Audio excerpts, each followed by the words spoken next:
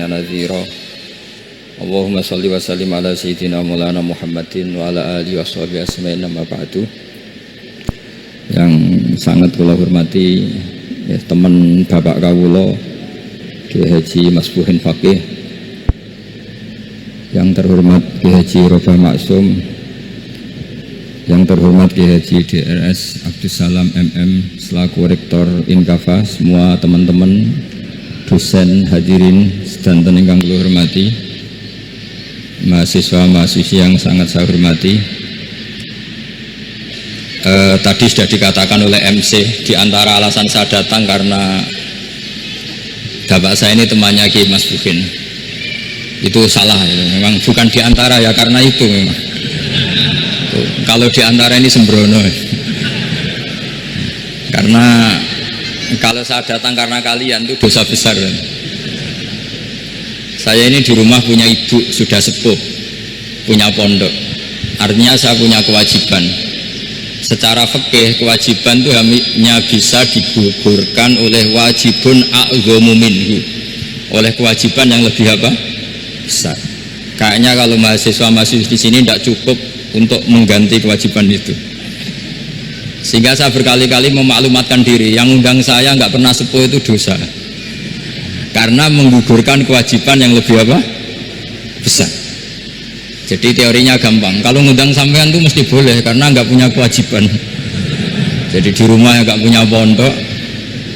Terus ibu sampean kalau sampean di rumah ya sumpek, bocah kok nganggur gitu. Jadi fikih itu harus jelas. Saya ini pengagum fikih. Jadi saya di rumah punya ibu, saya ulang lagi, sepuh, butuh perhatian saya dan saudara-saudara saya, punya pesantren, sehingga artinya punya kewajiban. Ini sekaligus maklumat bagi yang ingin ngundang supaya ngukur dosa ndak yang ngundang Gus Pak itu. Bukan kebaikan atau ndak, tapi dosa apa enggak gitu. Artinya bisa menggugurkan kewajiban secara fikih itu hanya kewajiban yang lebih apa? Besar. Kayaknya ndak akan terjadi kecuali temannya bapak saya atau pernah guru-gurunya guru saya. Misalnya Lirboyo, nanti Saban ngundang saya 2 begini ya, ini kan abahnya Kiai Masbuhin juga namanya Faqih, gurunya juga Kiai Abdul Faqih. Saya berharap anak-anak Inkafa ini nekuni utamanya itu fikih. Fikih itu penting sekali. Kata Sayyid Ali yang Shahibu Simtud Duror itu, wabihi qiwamus syariah, yang bisa mengawal syariat itu hanya fikih.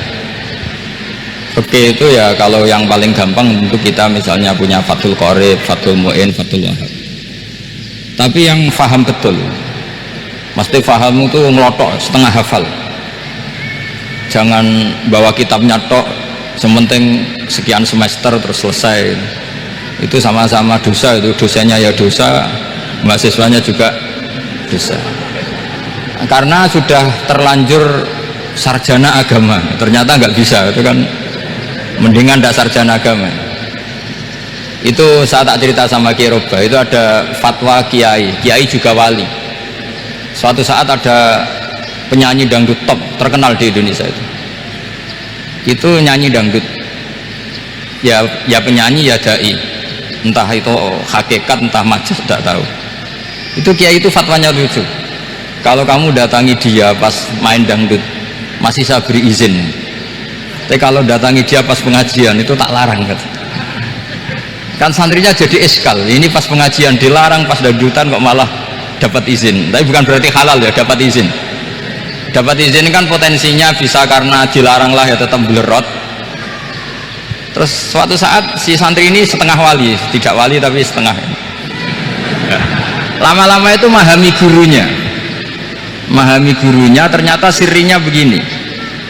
Kalau seorang penyanyi yang tidak pernah ngaji kemudian ngomong agama, itu potensinya itu fadollu wa adollu, sesat dan menyesatkan. Tapi kalau dia sedang nyanyi dangdut, penyanyinya cowok loh, sama jangan bayangkan dangdut putri, enggak, itu cowok sudah tua lagi.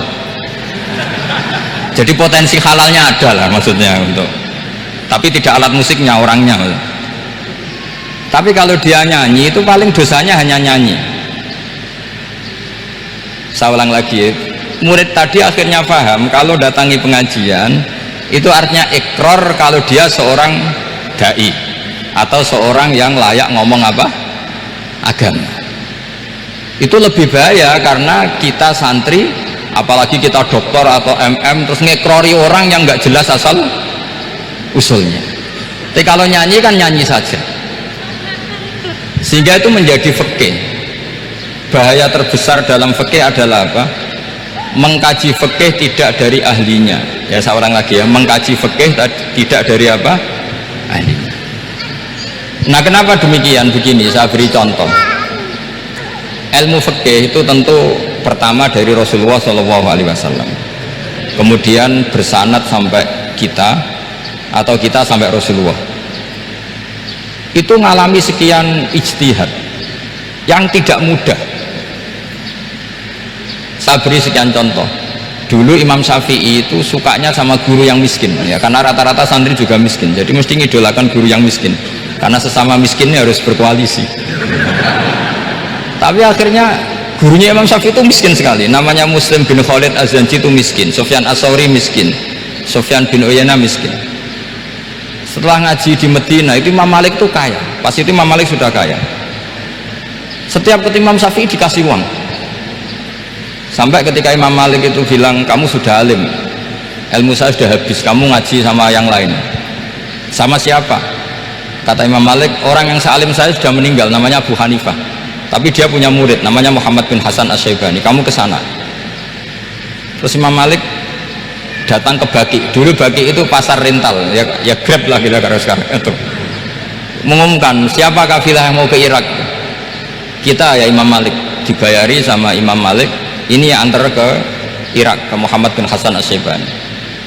Imam Malik mulai ngeper, guru saya yang miskin tidak pernah nyangoni, guru-guru saya yang kaya sering nyangoni. Mulai memasalahkan kiai miskin gitu, kira-kira seperti itu, mulai masalah gitu.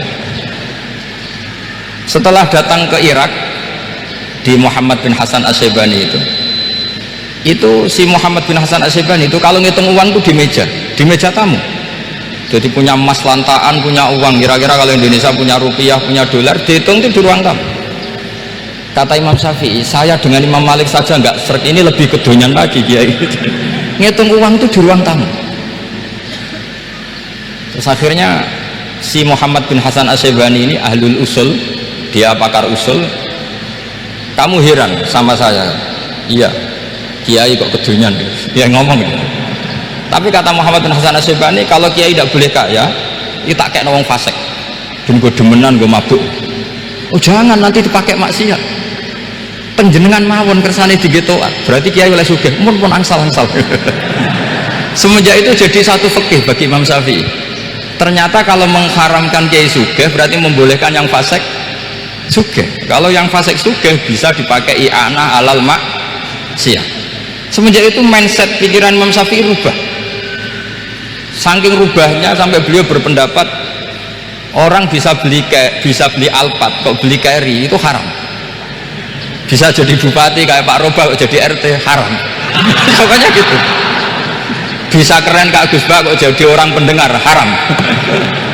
Pokoknya haram terus. Karena dalil beliau al-Islam ya'lu wala yu'la alaih. Coba sampean ridho misalnya jadi orang Gresik dipimpin orang yang nggak sholat, ridho ndak? Ndak. Atau sholat tapi nggak bisa ngaji, ridho ndak? Ketika yang bisa ngaji berpotensi jadi terus keterusan. Karena Imam Syafi'i keterusan, ya umatnya keterusan. Akhirnya orang-orang Syafi'i itu politikus rata-rata. Ya, makanya sama jangan kaget sama Barubah. Kakak saya wakil bupati itu, putranya Mbah Mun ada yang wakil apa? Gubernur. Dulu Gus Wahid ya menteri agama. Itu asal usul dari perubahan fikih, mindset, cara berpikir Imam siapa? Syafi'i. Jadi dulu itu fikih ditemukan itu jelimet, ada perdebatan. Itu tidak hanya pada level ulama, pada level Nabi pun ada perdebatan. Jadi jangan kira Nabi itu tidak debat, ya debat. Nabi itu asal seangkatan itu mesti debat, termasuk debat dengan malaikat. Jadi kalau perlu ya debat sama apa? Karena malaikat itu kan lugu itu gak iso mikir.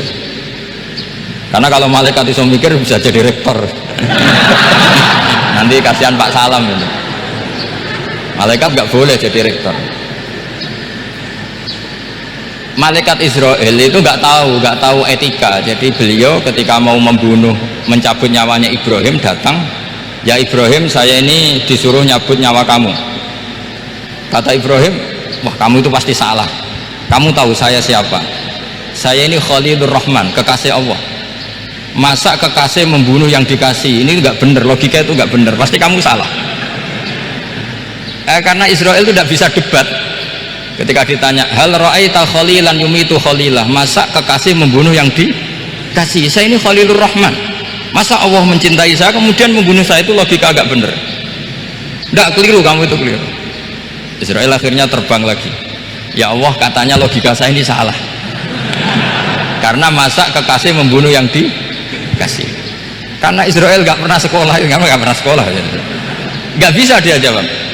Akhirnya diajarin Allah.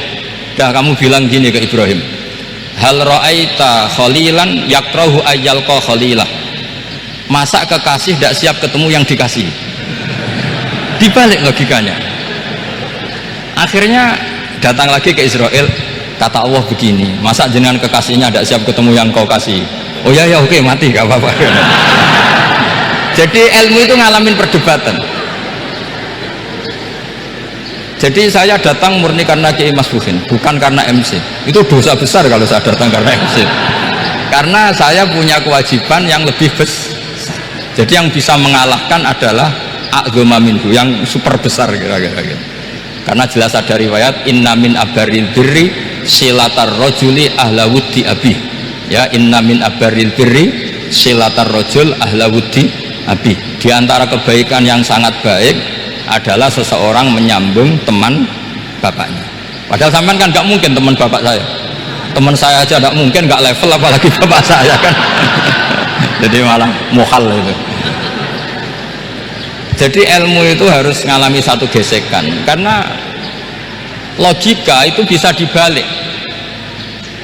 Nah, karena ilmu itu mengalami satu gesekan, satu logika yang bisa kayak iya kayak enggak, sehingga jargon di dunia ijtihad itu begini, ra'yuna shawabun yahtamilul khata' wa ra'yuka khata'un yahtamilus shawab. Pendapat saya benar tapi mungkin salah, tapi pendapat kamu taruhannya salah dulu tapi ya mungkin benar. Jadi mustahid, kalau ketemu mustahid itu lucu ngomongnya itu, ra'yuna shawabun yahtamilul khata', pendapat saya tarifnya benar dulu tapi ya mungkin salah. Kalau pendapat kamu salah tapi ya mungkin benar, atau mungkin bisa salah, ya tidak tahu, pokoknya mungkin benar. Nah, kenapa demikian? Begini, di luar masalah tauhid, seorang lagi di luar masalah tauhid itu tentu ada masalah-masalah yang sifatnya ijtihadiyah. Ya, saya ulang lagi, yang sifatnya apa? Ijtihadiyah. Dan ijtihadiyah ini nggak pernah selesai, karena muqtadul hal, konteks kesejarahan maupun konteks kesempatan itu tidak sama. Dulu kiai-kiai itu ngaramkan dasi, ngaramkan celana, karena yang celananan yang dasinan itu penjajah, sehingga mantasabbaha biqaumin fahuwa minhu. Tapi lama-lama kiai-kiai itu ya pakai dasi, pakai celana, ya karena dianggap sudah tidak mantasabbaha biqaumin fahuwa minhu. Ini ngalami pergeseran. Semua ijtihad itu ngalami pergeseran. Lalu pertanyaannya begini, lalu ijtihad apa Gus yang permanen? Yang permanen ya ijtihad dengan alatul ijtihad, dengan alat-alat apa? Ijtihad. Saya beri contoh misalnya begini, Nabi Musa itu yang ngalami ijtihad. Kata beliau, karena kangen Allah, itu ingin melihat Allah, karena kangen. Rabbi arini anzur ilai, qala lan tarani walakin anzur ilal jabal. Ya sudah, namanya orang kangen ya ingin melihat, ya sudah gitu aja. Sehingga ahli ilmu kalam itu berdebat. Kalau kata ahli sunnah, karena Nabi Musa minta ingin melihat Allah, berarti melihat Allah itu jaiz, mungkin. Karena Nabi gak boleh bodoh meminta sesuatu yang hal. Maka antipatinya ahli sunnah terhadap pendapat Mu'tazilah itu antipati. Karena menurut pendapat Mu'tazilah Allah itu qadim, Allah itu laisa kamislihi syai'un, sehingga gak bisa dilihat. Pertanyaannya adalah, berarti Nabi Musa meminta sesuatu yang hal, itu bodoh sekali sampai gak tahu mana muhal mana apa jais. Makanya kata Imam Ghazali, masa Nabi Musa yang nabi nggak tahu kalau melihat Allah itu mohak, sampai minta berarti nganggep itu jais atau boleh. Itu cara pandang orang-orang ahli sunnah apa wal jamaah. Tapi tetap saja sebagian ulama itu ya balelo, yang kayak Mu'tazilah itu ya balelo, cara berpikir pokoknya itu karena kangen, bukan karena mungkin atau tidak mungkin. Jadi nggak mungkinnya tetap tidak mungkin. Terus mereka dalil la tudrikul absar wa huwa yudrikul absar. Nah, sudut pandang ini akan terus. Ada seorang wali ditanya, kalau kamu di surga ingin melihat Allah apa enggak? Jawabnya enggak. Kenapa ya? Kasihan Allah. Terus kenapa jadi? Unazzihu dzalikal jamala an nadhari misli. Saya tidak ridho Allah yang hebat, yang keren, kemudian sing delok di rumah aku wong Gresik. Koyo gak ngergani pangeran. Sebenarnya sing delok Allah ben golongane Nabi Muhammad, Nabi Ibrahim, kowe ora usah ngilangi keren maksudnya gitu. Jadi ada ulama itu jadi wali kalau sholat itu karena di soft belakang, tapi jangan ditiru. Itu kan gak lazim ya, lazimnya kan afdhalus sufuf tak soful awal. Ketika ditanya kenapa kamu kalau sholat di belakang, cek GR koyok wani suwan pangeran gak ngarep, itu sungkan berarti gue gurih. Kalau zaman kan karena males, bukan karena sungkan. Jadi itu artinya rasa ya, makanya nggak bisa, nggak ada ijtihad itu tidak mungkin, karena perasaannya orang itu beda-beda. Itu Sayyid Abdul Al-Haddad itu kalau ngendikan masyhur, man da'a li dzalimin bil baqa faqad ahabba yu'sawwah fi ardi. Orang yang mendoakan orang fasik masih hidup, gak mati-mati, itu berarti suka kalau Allah dimaksiati di buminya. Wong fasik kelakuannya rak maksiat, nak mbok dongakno mari, itu berarti kamu ingin Allah didurakani terus menerus karena si fasik masih hidup. Tapi kalau Abdul Hasan As-Sadili cara ngendikan gini, kalimatnya persis, man ahabba alla yu'sawwahu fi ardi faqad ahabba alla tadhhara maghfiratuh. Orang yang ingin dunia ini steril, gak ada maksiat, maka sama saja berkeinginan tidak melihat luasnya maghfirahnya Allah. Sama-sama wali besar, tapi cara pandang hubungannya dengan Allah seperti itu. Jadi mau tidak mau, istihad itu mau tidak mau. Makanya tidak usah dipertentangkan misalnya cara berpakaian, cara apa, yang penting sesuai aturan Islam ya sudah. Karena ini urusan rasa. Urusan apa? Rasa. Itu Syekh Hasan Basri itu sering jagongan sama Robiah Hadawiyah. Itu secara fikih salah. Tapi pas itu ulama fikih ditanya, kenapa Anda tidak komentar terhadap dua wali besar yang sering ketemu? Andai kan semua santri seperti itu akan saya halalkan, kata. Karena nggak mungkin punya nafsu. Sehingga fikih dulu memang masih asli. Kamu lihat di takrib misalnya, lelaki melihat perempuan itu nggak boleh kecuali sekian alasan. Termasuk boleh itu litaklim karena mengajar, atau lil muamalah. Ini yang mulai masalah. Ada warung kopi, penjaganya cantik, santri-santri ngopi, ini lil muamalah kan kasus ya. Mau disalahkan tuh ada takbirnya, mau dibenarkan ini jelas fasik kan, jelas fasik. Matanya sudah fasik sebelum itu, ditambah itu, jadi fasiknya permanen. Nah pertanyaannya adalah, kalau kamu ngajar mbak-mbak kemudian hafal yang cantik yang enggak, itu taklim lin nazar apa nazar li taklim? Itu taklim apa modus? Makanya kalau ngopi cari bakul yang cantik, itu muamalah untuk nazar apa nazar untuk muamalah? Loh, kalau saya ngopi dengan kirobah pasti halal. Karena begini, berjalan saja bareng capek, nggak tahu itu warungnya siapa, terus berhenti ngopi, kebetulan bakulnya cantik. Nah itu mungkin halal karena kan saya tidak milih-milih, ingin ngopi kebetulan bakulnya cantik. Kalau kamu kan nggak apal daftarnya, wah itu mesti haram itu, mesti haram itu. Karena berarti kan kamu menjadikan ngopi ini modus. Gue jagani nak takok pangeran, lo kok nazar muamalah gusti muamalah. Itu mesti modus. Maka fikih itu harus dikawal oleh tasawuf. Kalau ndak, semua hukum fikih bisa diakalin. Makanya Imam Bukhari punya satu bab namanya Kitabul Khiyal, bab mengkhilaf fikih. Beliau itu antinya sama Abu Hanifah itu luar biasa. Nggak ada ulama dibenci Imam Bukhari kayak Abu Hanifah. Masyhur itu. Untungnya beliau nggak menangi Abu Hanifah. Kalau menangi geger terus ya. Bisa bahsul masail terus ya. Itu Abu Hanifah itu ulama yang suka khilah. Khilah itu ngerekayasa hukum. Misalnya begini, saya ini puasa agak lemes, ujian agak lemes, apalagi kiai serapati di duit, santri beling-beling lemes ini.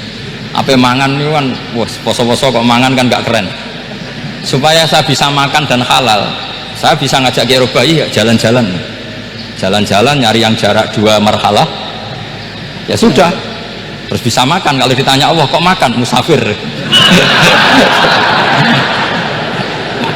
Jadi bolehkah insya'us safar menciptakan pergi demi untuk supaya boleh iftar? Boleh enggak cara jenengan? Coba kok enggak boleh, alasannya apa? Kan pergi. Perginya juga enggak maksiat.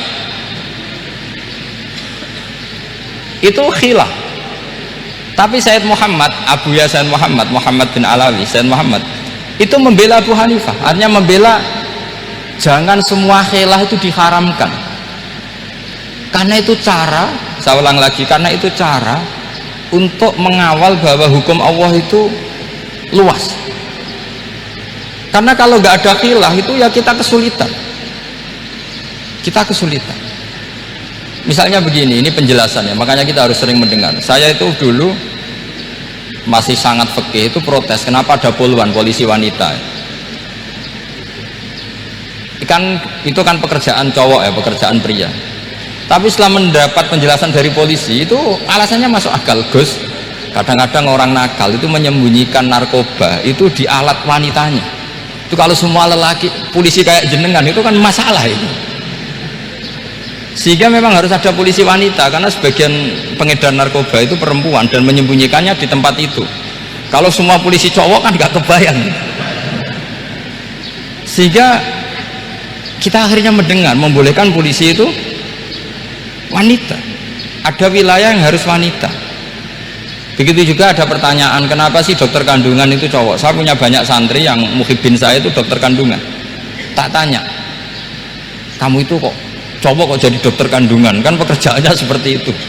Dia jawabnya lucu, dari 10 yang tes jadi dokter kandungan itu yang cewek itu lulus 2, yang cowok lulus semua. Karena ketika cewek dites melihat ketuban pecah darah itu langsung pingsan. Sehingga yang secara psikologi dablek itu kan memang lelaki. Jadi serah wongnya sewakit santai, kadang nggak lahir-lahir dinteni nang jopo rokokane santai. Itu kalau cewek yang jadi dokter kandungan itu nunggu jam 11, jam 4 sudah pingsan. Nah ini cerita, bukan berarti saya menghalalkan, enggak. Kita harus mendengar, saya ulang lagi, kita harus apa? Dan itu setelah mendengar itu nanti jadi disiplin ilmu, yaitu namanya fikih. Saya berkali-kali cerita di mana-mana cerita, fikih itu harus dievaluasi karena ini masalah furu'iyah. Saya berkali-kali cerita di mana-mana cerita. Hukum berteman orang fasik gimana? Pasti orang jawab haram karena takut ketularan orang fasik. Tapi kalau dibalik, hukumnya bina orang fasik gimana? Ya baik, umatnya Nabi bisa bina kalau berteman. Kamu bisa bina orang fasik tanpa berteman? Gak bisa. Jadi kalau dibalik, hukum berteman orang fasik gimana? Haram. Hukumnya bina orang fasik baik, bisa bina kalau berteman. Berarti berteman orang fasik ya. Terus nanti pada level lapangan sih gampang. Kalau yang soleh membina yang fasik dan yang fasik ketularan yang soleh, maka ternyata baik. Kalau yang soleh ketularan fasik ya berarti ternyata buruk. Tapi kan hukum masa nunggu kenyataan, kan jadi nggak hukum. Di mana-mana hukum itu kan ada asumsi, karena ini masalah ijtihad. Nah itu yang dilakukan para ulama kita. Jadi sampean harus mengkaji fikih secara detail, karena tidak hanya kita yang khilaf, nabi-nabi juga khilaf dalam menentukan dakwah ilallah. Wali-wali kita kayak Abdul Hasan Asyadili sama Sayyid Abdul Al-Haddad itu juga khilaf. Imam Ghazali ya khilaf. Imam Suyuti itu kalau ketemu Al-Qastolani itu saling tidak nanya, saking nggak cocoknya, masyhur itu. Jadi ulama ya ora cocok. Bedanya nak saiki perkara partai. Kalau orang dulu enggak, karena pakai asumsi, karena memang susah. Nggak misalnya memang tak bedai, tak beri yang nggak misalnya ada orang rukuk kemudian ngentut, itu sholatnya batal apa enggak? Enggak, jawab saja. Enggak, orang sholat kemudian pas rukuk kentut atau kelihatan auratnya, sholatnya batal apa enggak? Batal. Lah itu keliru nih sampean, itu salah dosennya mesti itu. Pertanyaannya gini, yang dikatakan sholat itu kan aqwalun wa af'alun muftatahatun bitakbir muftatamatun bitaslim. Lalu ketika sampai rukuk apa sudah namanya sholat jika kamu katakan batal? Namanya sholat aja belum kok sudah kamu katakan batal gitu.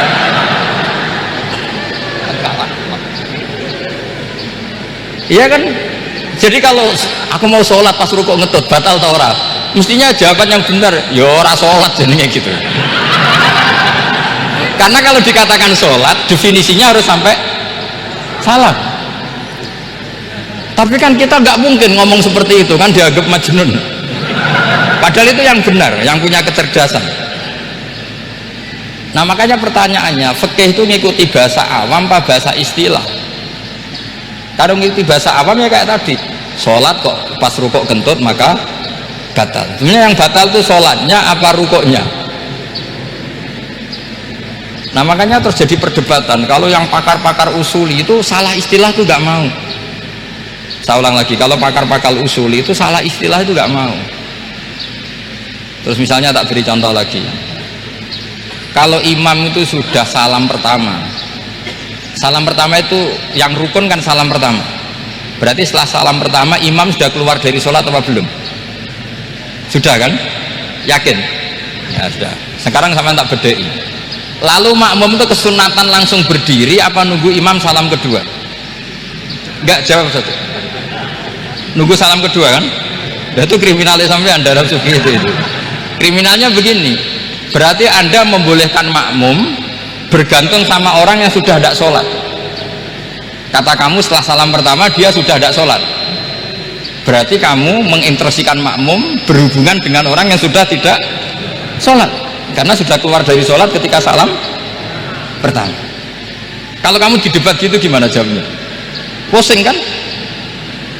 Berarti robtul makmum bisolatiman sing wis laisa fi sholatin, berarti menggantungkan sholat sama orang yang sebetulnya sudah tidak sholat. Ada yang jawab, sebagian ulama fikih tetap disunatkan menunggu salam kedua, karena salam kedua itu masih paket meskipun tidak rukun, dia paketnya selesai. Tapi selalu pertanyaannya gini, lalu setelah salam pertama itu imam masih sholat gak?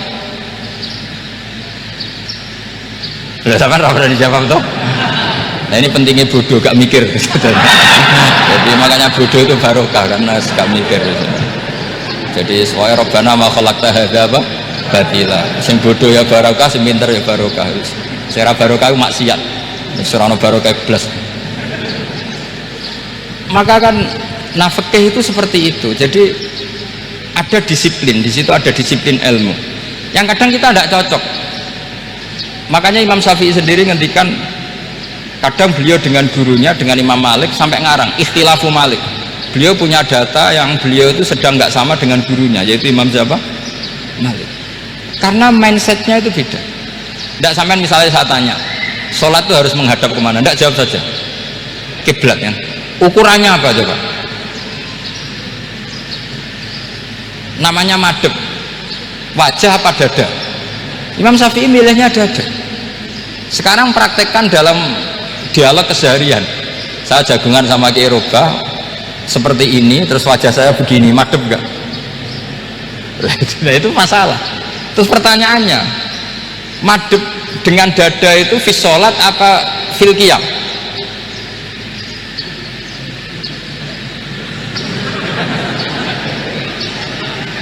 Loh enggak, kalau fis sholat pas sujud dada kamu madep mana coba?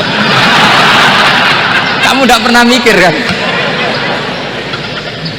Ya madep pakai dada itu kan kalau berdiri, kalau rukuk sama sujud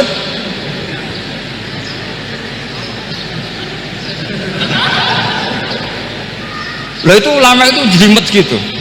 Makanya jarang yang menekuni profesi ulama itu. Karena menekuni proposal banyak karena memang susah.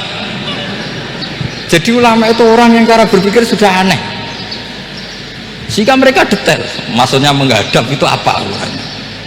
Ukurannya kalau berdiri ya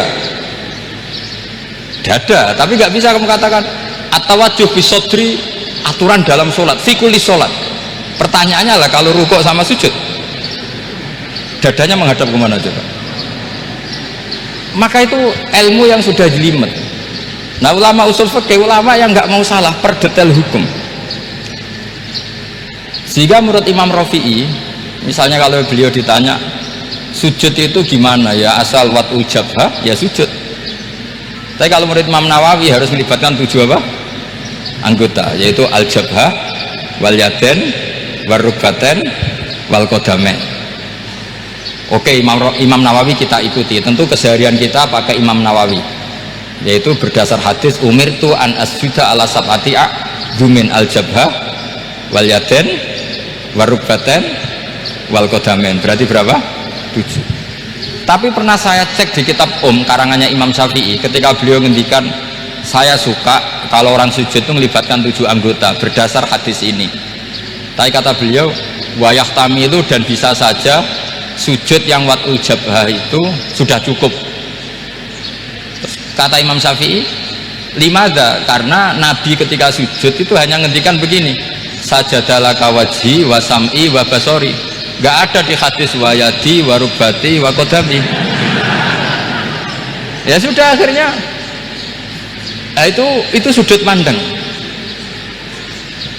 Terus gugatan kedua begini, ada orang muslim yang sujud sama berhala, untuk menjadi murtad itu harus 7 anggota apa cukup watul jabhah alal ardi? Untuk sah menjadi murtad itu, untuk sah menjadi murtad cukup watul jabhah alal ardi harus 7 anggota untuk keabsahan murtadnya itu. Tidak jawab. Makanya ini tugas dosen-dosen ini meminterkan ini, karena namanya sudah faqih. Faqih itu ahli fikih yang detail, namanya faqih. Kalau ini mutafaqih. Jadi bukan tafakuha tapi tafakuha, kayak tamarodo.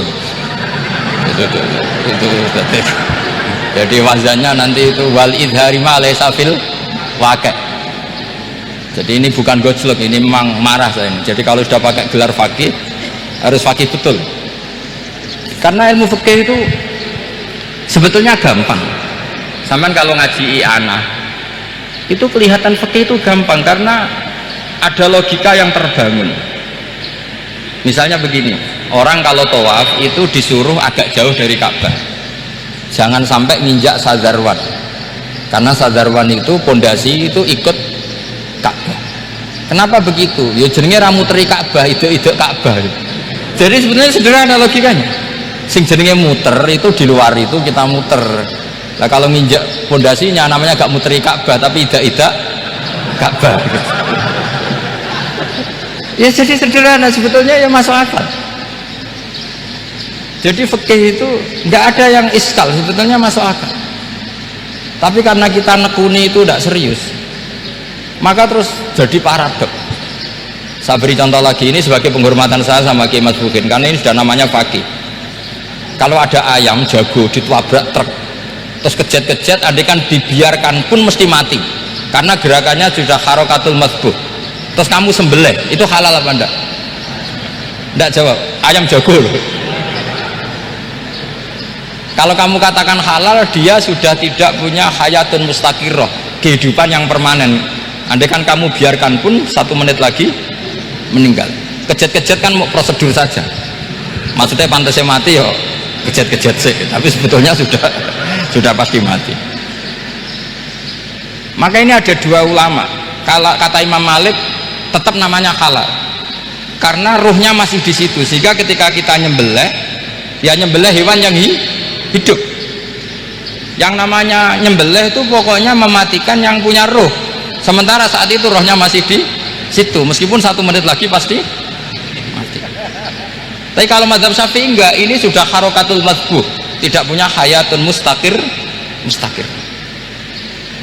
Sehingga dalam perdebatan ulama fikih itu lucu, kadang ya gampang-gampang gampang-gampang mangkel no. Misalnya begini, kalau ada anak lahir tidak ada amaratul hayat, nggak nangis, nggak bernafas, sunat disolati apa enggak? Siktun sing layas tahillu walayas, langsung lahir langsung mati, nggak ada amaratul hayat. Rata mikir tuh, itu tidak wajib disolati. Alasannya ya kan memang sholat alal mayit kan tidak pernah hidup. Di mana-mana mayit itu setelah hidup mati, ini kan tidak pernah hidup. Namanya ya qit'atul lahmin, ya potongan daging itu aja enggak.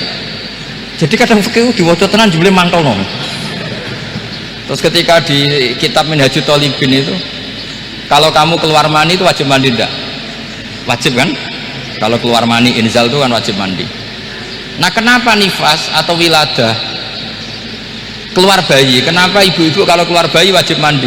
Alasannya lucu, li'annal walad maniyun mun akidun, ini kan wis mani cuma mengkristal. Jadi kadang pakai mangkel apa ya kok sembrono itu, masuk wajib mandi wiladah itu karena apa? Li'annal walad maniyun mun akidun, ini kok mani sing wis mengkristal, mani sing wis jelalatan lah, lahir nuangis macam-macam. Jadi ternyata karena kenapa fikih butuh alasan nyari hadis tentang keluar anak mandi itu nggak ada yang sorry, yang ada adalah tentang inzal, innamal ma' minal. Akhirnya dicari-cari ternyata walad itu maniyun munakidu. Lah ini problem fikih. Sampean harus siap dengan pelajaran seperti ini, meskipun sampean mungkin wong priyayi tapi ini ilmu.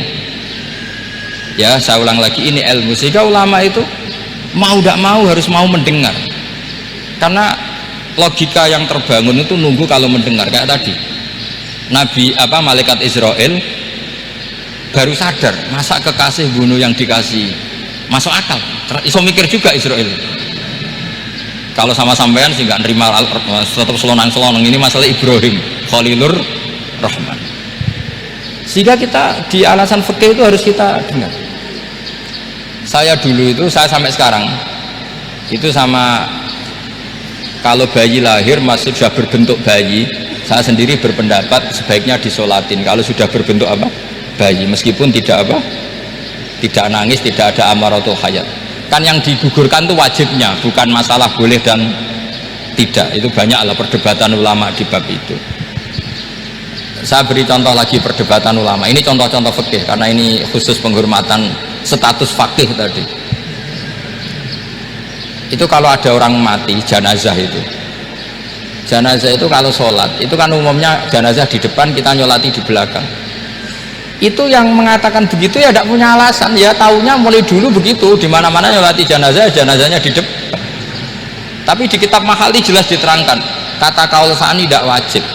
Alasannya ya lucu, fa innal janazah laisat bi imamin. Jenazah itu tidak imam, kenapa harus di depan? Kan kacau kan? Lu coba alasannya di depan apa? Dia ada imam kok. Nah barokahnya fikih itu, sehingga kita melihat di Arab Saudi sekarang itu jenazah kan di belakang, tapi kita tetap nyolati mayit. Kalau di Arab Saudi musim haji itu jenazahnya di kamar mayit, tapi kita nyolati. Itu satu-satunya takbir ya tadi, fa innal janazah laisat bimanzilatil imam. Tapi jangan praktekkan, nanti dia kepaliran sesat tuh. Saya hanya cerita ilmu, jangan dipraktekkan. Kalau dipraktekkan masih jadi aliran sesat. Mono jenazah ning guri mame kok ngarep aliran sesat. Sebetulnya bukan sesat itu, uji coba fikih. Ya karena tadi fa innal janazah laisat bimanzilatil. Bukti lagi, kalau sampean sholat ghaib, itu misalnya mayitnya di Surabaya, boleh nggak sholat ghaib di sini? Terus jenazahnya di belakang kamu apa depan kamu? Nah ini kan fikih itu pokoknya gitu. Makanya standar furu'iyah itu susah, karena perdebatannya itu mirip-mirip, kayak iya, kayak tidak, kayak.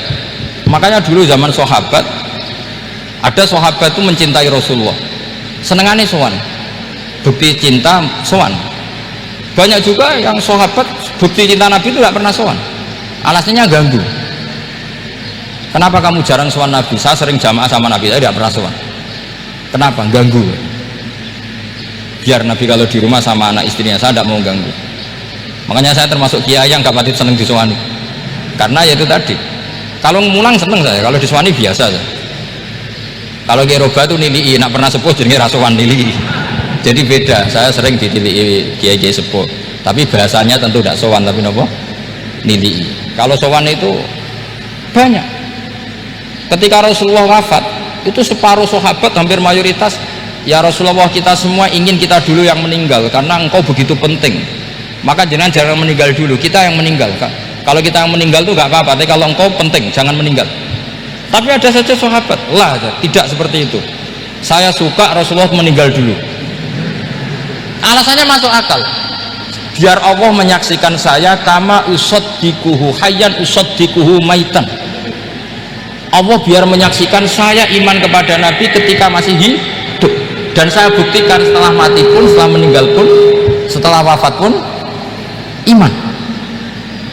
Jadi ternyata baisnya itu supaya orang tahu bahwa iman kita kepada Nabi itu iman yang super, sehingga ketika beliau sugeng ya kita iman, setelah wafat juga kita iman. Kai usaddikuhu maitan kama usaddikuhu hayyan, supaya saya mentasdikkan beliau setelah meninggal sebagaimana kita mentasdikkan beliau saat masih hidup. Dan ternyata Allah ridho dengan perkataan sahabat itu. Kenapa Allah ridho? Karena menjadi pelajaran bagi orang-orang yang ditakdir gak menangi Rasulullah SAW. Tetap mereka iman. Jangan kayak setan itu kurang ajar betul kalau iblis itu. Masyhur itu, iblis itu nangis-nangis neng Nabi Musa. Iblis itu takutnya sama Allah itu luar biasa, sampean kalah. Iblis itu setiap ketemu malaikat, karena dia ngerti alam gaib, mesti apa itu?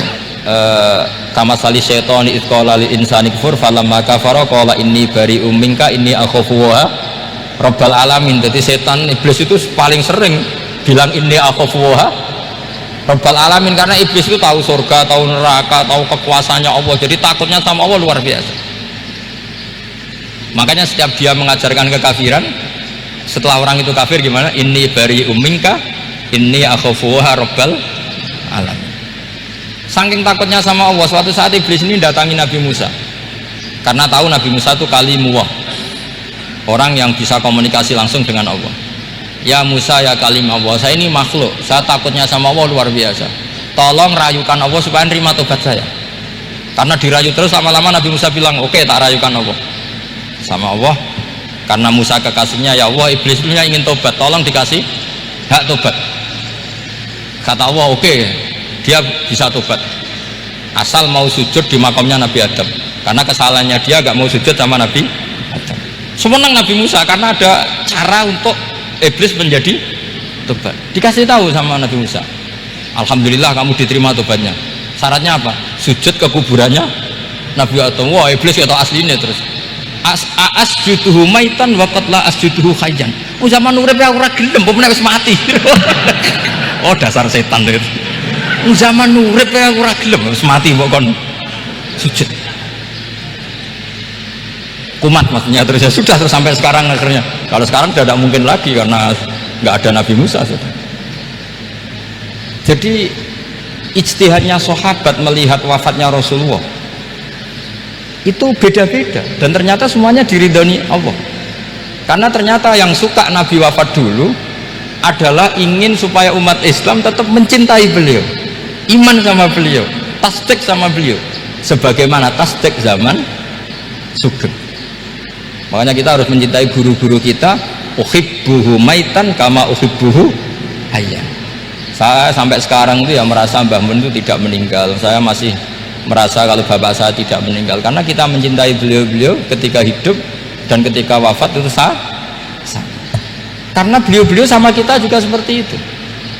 Rasulullah itu ketika mendekati wafat, ya bahasa halusnya intaqala ila rafiqil a'la, itu Nabi kalau ngedikan tuh rileks sekali. Hayati khairun lakum wa wafati khairun lakum. Cong aku nak uripku ya apik, engko nak aku wis kapundhut ya apik. fa amma hayati fali asunna lakum as-sunan. Sebagian riwayat fa innakum tuhadditsuna anni wa uhadditsu ankum. Kalau saya masih hidup, saya bisa mengajarkan kamu sunnah, mengajarkan kamu tradisi-tradisi yang benar. Dan ketika aku mati, ketika aku sudah wafat, maka saya jejer Allah, kata Nabi. Saya berdampingan dengan Allah, maksudnya dekat Allah. Tentu bila kaifin walan hisor. Terus sudah fa inna amalakum, amal-amal kamu diperlihatkan ke saya. Belum yang saya sudah dekat Allah, kalau amal kamu baik, saya muji Allah.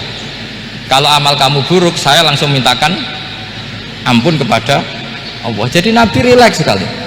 Artinya saya hidup bagus karena bisa mengajarkan kamu as-sunan wa syara'i'.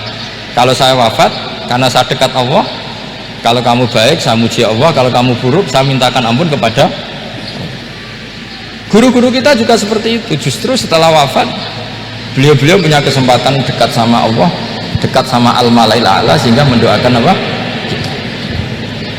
Nah, terus kata Sayyid Muhammad, wala taqulu lima yuqtalu fi sabilillahi amwat. Kamu jangan pernah berkeyakinan atau berpendapat atau berkomentar kalau orang-orang yang mati fi sabilillah adalah berstatus apa? Mati, amwat. Kala. Terus kata Sayyid Muhammad, hadza li amati syuhada. Ketentuan ini bagi umumnya syuhada. Artinya gini, umumnya syuhada saja tidak berstatus amwat, apalagi hadza Rasulullah sayyidul syuhada, sayyidul anbiya, sayyidul mursalin, tentu tidak pernah berstatus amwat. Ya, saya ulang lagi ya, jadi zaman cara berpikir amatus syuhada, syuhada yang umum saja berstatus hidup, tidak boleh distatuskan amwat, apalagi Rasulullah itu sayyidus syuhada, sayyidul anbiya, maka status beliau pasti hayyun la yamut, pasti beliau itu hidup tidak. Dan karena beliau itu asfaq, sangat sayang kepada kita, sebagaimana zaman beliau hidup itu sayang kepada kita sampai nangis-nangis minta hak syafaat, maka setelah meninggalkan pun beliau pasti sayang kita dan pasti berusaha supaya kita diampuni oleh Allah Subhanahu wa ta'ala. Sehingga ada sahabat yang tadi berpendapat, kalau saya nggak masalah Nabi wafat dulu, supaya Allah menyaksikan saya usaddiquhu maitan kama usaddiquhu hayyan. Jadi ini cerita ya, cerita sudut-sudut pandang. Jadi saya mohon kalau mengkaji fikih itu harus detail, minimal takrib itu setengah hafal, supaya konstruksi ilmu itu utuh. Ya, saya ulang lagi, konstruksi ilmu itu, karena ilmu itu mesti ada yang apa ya, ya rodok setengah salah itu, tapi disalahno ora kena. Ndak sampean tak bedheki, nak pancen bener langsung tak angkat jadi rektor. Nak bener tuh. Coba rukun sholat pertama itu apa coba? Rukun sholat pertama. Niat. Niat sama berdiri dulu mana? Ayo niat dulu baru berdiri, apa berdiri dulu baru niat? Berarti niat sama berdiri dulu mana? Rubah kan?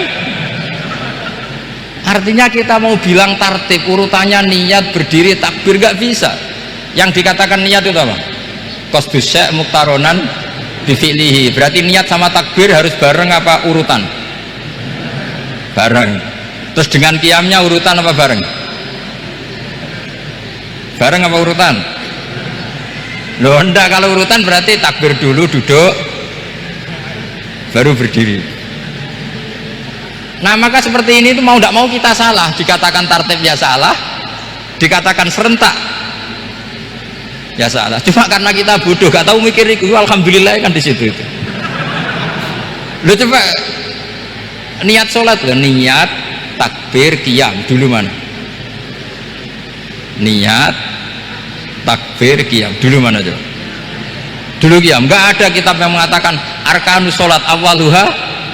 Oh, dianggap kitab kriminal mesti. Makanya ngendikane ulama-ulama di sarah-sarah, mau tidak mau sebagian istilah itu tasamuh itu wis gampang ngono kok repot. Karena kita tidak bisa detailnya. Coba misalnya puasa Ramadan itu wajib apa? Tabyitun niat, nginep no niat. Sing darane nginep itu umure lama apa enggak? Lama kan? Sekarang sebelum 2 menit kamu baru niat, sah apa enggak?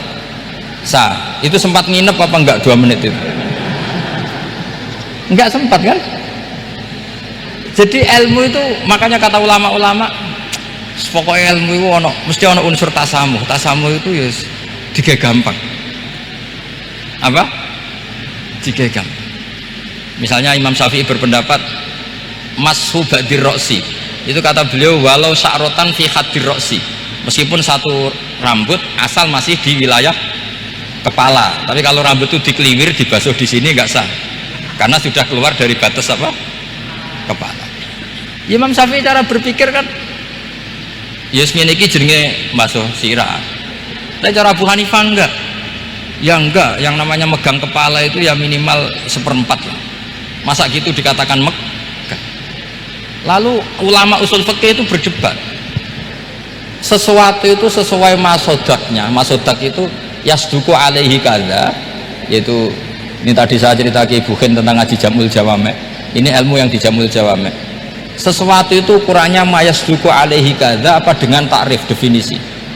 Misalnya gini, sholat itu batal dengan makan. Kalau kamu sholat makan batal gak? Tidak, jawab saja. Batal. Itu satu upo apa satu piring? Tidak, jawab saja. Satu upo sudah batal. Sekarang bab makan di ngurmat tamu. Dong tamuku keimangan. Iku sak upo apa sak piring? Nah ini kan tidak fair, di bab tamu makan satu piring tapi di bab sholat satu upo. Maka pertanyaannya, lalu penamaan sesuatu itu berdasar masodak mayasduku alaihi ismu kadza atau berdasar uruf?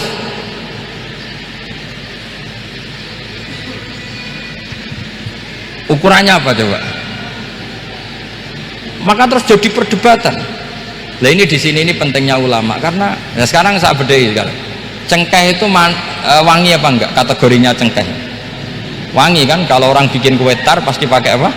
Cengkeh. Pakai wedang ronde supaya manis apa wangi dikasih apa? Cengkeh.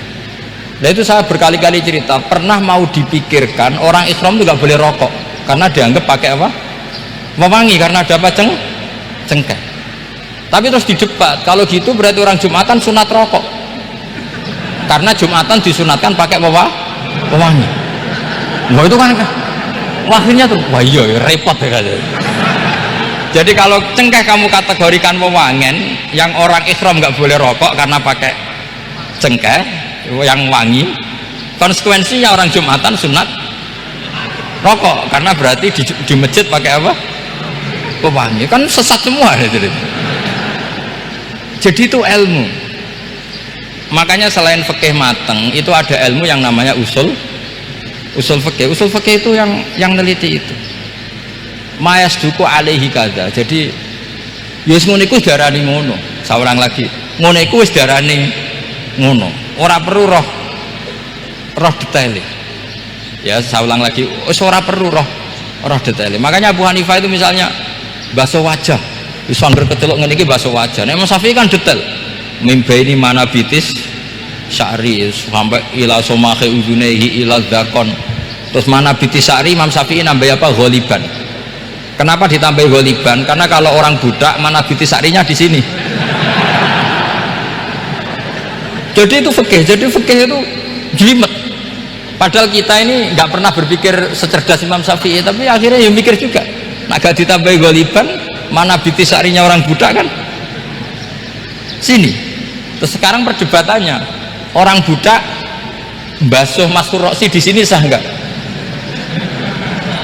Karena tadi itu wajah apa kepala gitu. Kan jadi bingung gitu. Ya makanya ini mukadimah saya supaya sampean lebih disiplin belajar fikih, dan setidaknya didiskusikan lah kitab-kitab Minhajut Thalibin atau kitab-kitab Mahali, karena di situ nanti ada perdebatan dan perdebatannya itu indah sekali. Kayak tadi ada yang mengatakan jenazah harus di depan, tentu dalam kondisi normal kita ingin jenazah itu di depan, tapi ada kondisi itu tidak normal kayak di Masjid Haram. Lalu solusinya gimana? Ya kita ngikuti kaul sani, fa innal janazah laisat bimanzilatil imam. Tapi kalau di sini normal ya sudah, kita sholat ya normal aja lah. Masa jenazahnya di belakang kamu sholat, nanti jenazahnya iri, sekali-kali di depan aja kok gak boleh gitu.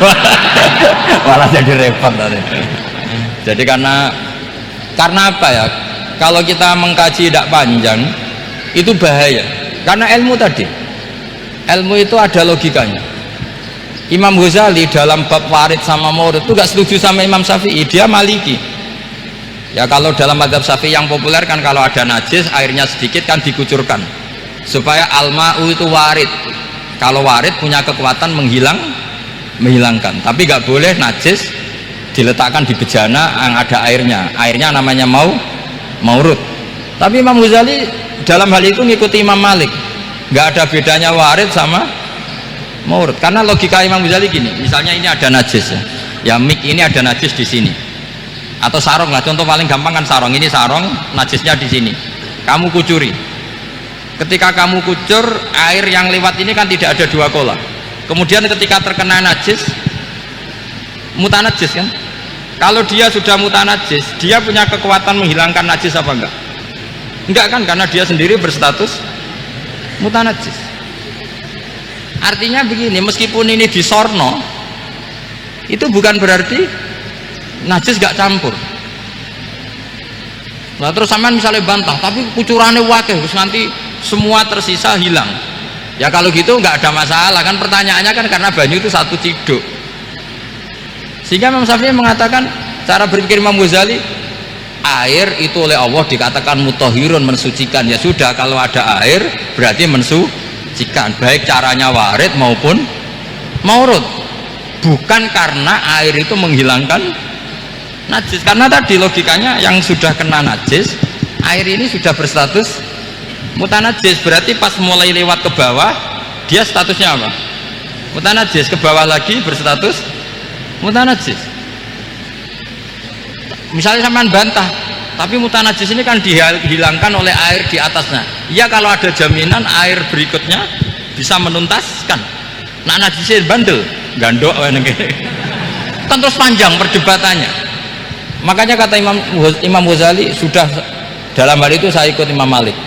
Ikut Imam Malik, anggar ana najis kok is disori banyu ne ora mutaghayyir, ya ngono iku jenenge nyucekno. Mergo banyu oleh Allah distatuskan mutahhir, mensucikan. Dadi ora usah bayangno sing jlimet-jlimet.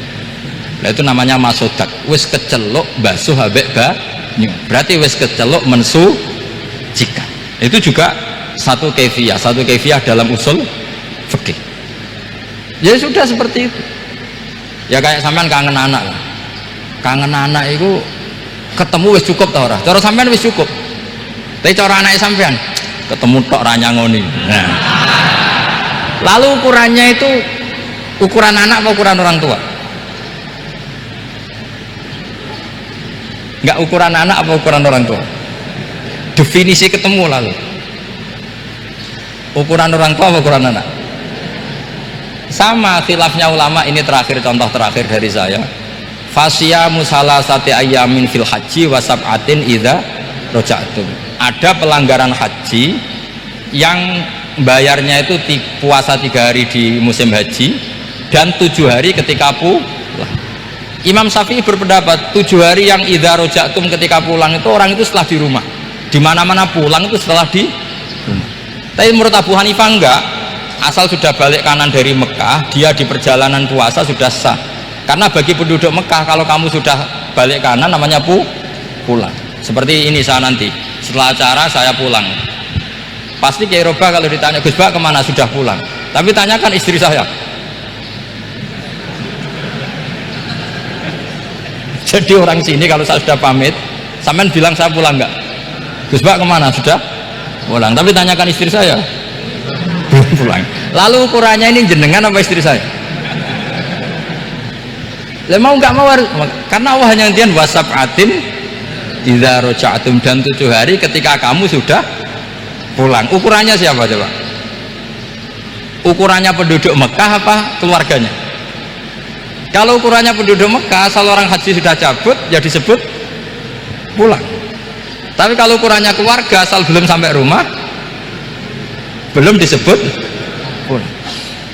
Itu yang seperti kita dulu ketika era Wesel, zaman Ki Mas Buken, Ki Roba Mondok, saya kan era Wesel. Angger wong tua bar ngeposno, anakku wis tak kirimi kan gitu. Wong wis diposno. Tapi masih 3 hari. Jari anake, durung dikirimi. Bener mana coba? Ya kira-kira seperti itulah usul fikih. Saya mohon anak-anak Inkafa ini mengkaji itu. Dengan status fakih itu orang yang mutafannin, mutabakhir fil fikih. Itu baru disebut apa? Fakih. Kalau enggak namanya apa? Mutafakih. Jadi bukan fakih tapi berpura-pura apa? Berpura-pura ahli fikih. Ya, tentu sekolah ini bukan diciptakan untuk yang berpura-pura fikih, tapi memang benar-benar apa? Fakih. Ya saya kira demikian. Mohon maaf. Assalamualaikum warahmatullahi wabarakatuh.